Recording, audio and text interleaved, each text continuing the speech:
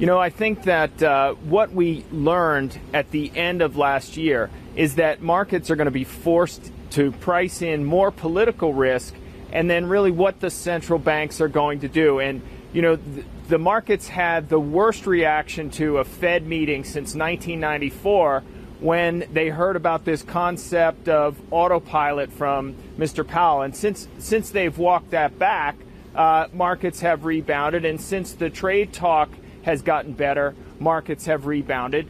But, it's clear that global growth is slowing towards trend. And what you heard in the great back and forth of different participants here is the fear about, well, is it going to slow to trend or is it going to then move below trend? And unfortunately, a lot of that still has to do with policy factors that Wall Street isn't so good about pricing in. But, Jeff? Oh, well, Mark, I just wanted to pick up on that. I mean, I've heard a number of wealth managers begin to talk about whether we've had the highs for the year already for 2019, given the amount of geopolitical risk that's washing around in the system. What would be your view on that? Yeah, well, the way that we're playing it is we still have an overweight to global equities, but when the volatility was lower, we put in some put spreads so that our exposure gets cut if there is one of these policy mistakes. And the reason that we're still optimistic is we have had something of a valuation reset. There is still a lot of stimulus in the system. I mean, rates are historically low, and we have had something of a policy reaction. So now we're seeing China start to put stimulus in, and as the Chinese economy has grown, that can further influence the growth impulse around the world as China tries to reflate its economy.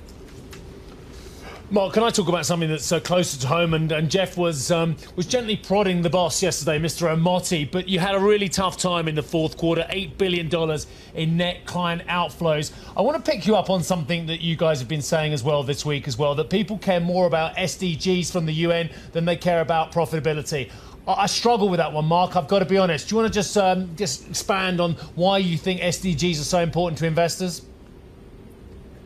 Yeah, so this was a really fantastic Davos. I know we're all cynical, but this was a time where we really saw NGOs, large corporations come together around sustainable investing and make some headway. It's a jargon jungle out there. There are not global standards.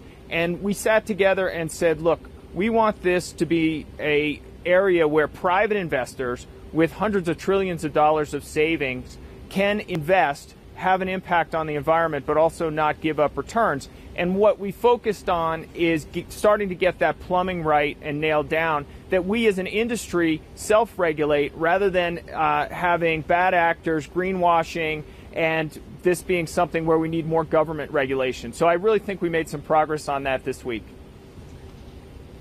Mark, the message here, as we listen to the conversations all week, the message seems to be growth slowdown, but no recession. But as we've been discussing, for the last few months, people are concerned that we may be in the end game for this period of expansion. Again, could I just ask you to share your view? Do we get recession in late 2019 or early 2020?